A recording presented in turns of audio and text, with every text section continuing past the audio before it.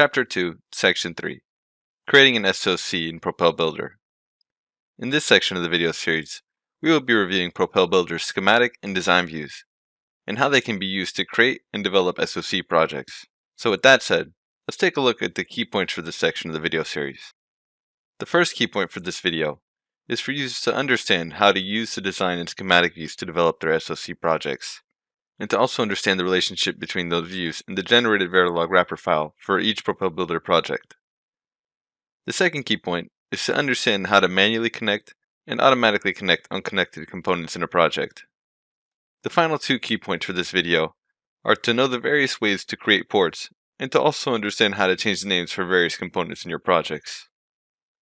So with that said, let's return to my desktop view so we can get a better idea for some of Propel Builder's built-in project development features and views. So the first thing I want to point out is Propel Builder's schematic view, and how each component and connection in this view corresponds to a component in your Verilog wrapper file. The name of each component in this section are exactly how they appear in that file. To manually connect a component, simply hover your mouse over the port that you want to make a connection from. These connections work the same as any other Verilog connections and abide by the same rules. For example, input ports can only be connected to output ports, and so on. Similarly, only ports of the same interface type or bit width can be connected with each other.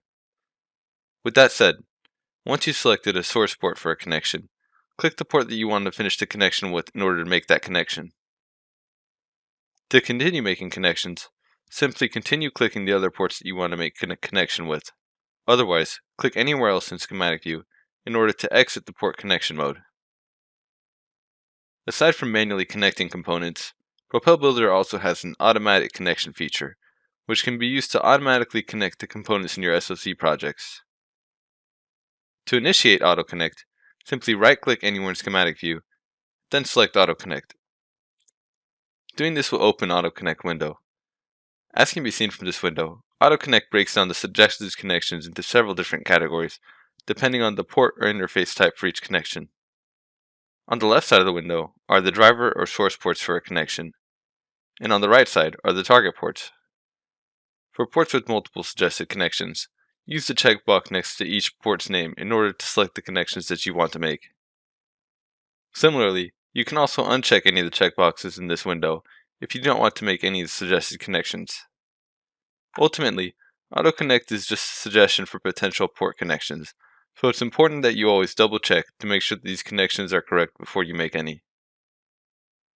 Aside from connecting components, another useful feature of Propel Builder's schematic view is that it can be used to easily create top-level ports for an SoC project.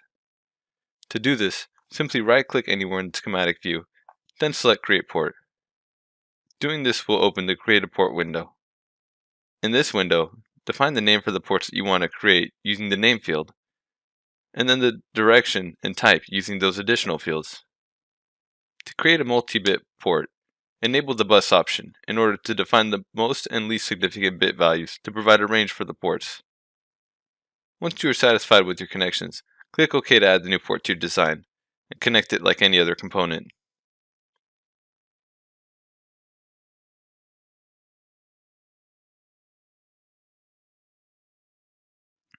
Aside from manually creating ports, Propel Builder also has an export port feature, which can be used to automatically export all the unconnected ports in your components in your design, creating top-level ports for each of them. To do this, simply right-click any port in your project with the unconnected ports, and then select Export Ports. Doing this will export all of the unconnected ports in that component.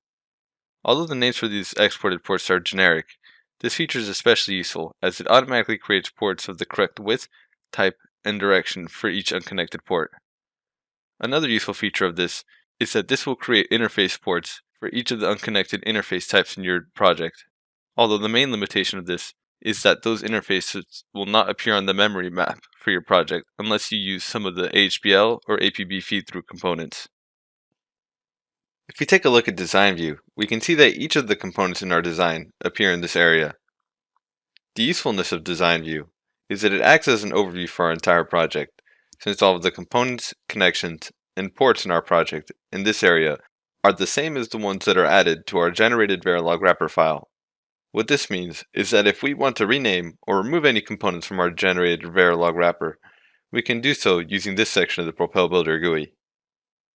A useful feature of Propel Builder's design and schematic views is that if you select a component in Design View, that component will also be highlighted in Schematic View, and vice versa. This is extremely useful, since selecting something in one view will automatically cross-probe and select it in the other, as it allows us to easily locate the correct components that we want to modify.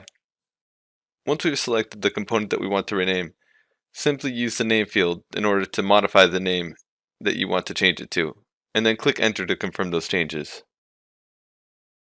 Aside from changing the names of components in our design, Design View can also be used to clean up our projects and remove components that are no longer required or being used. For example, in this Design View, we can see that our project contains several older versions of IPs that have been updated. To remove an older version of an IP, simply right-click the version that is no longer being used, and select Remove. This is functionally different than deleting an IP from IP on local, since this is the component that is attached to a project. Similarly, if a component was removed from Schematic View by mistake, you can also easily regenerate that component by right-clicking it from this section and then selecting Instantiate. Doing this will regenerate the component exactly as it was before in your project, using all the same parameters and settings as before.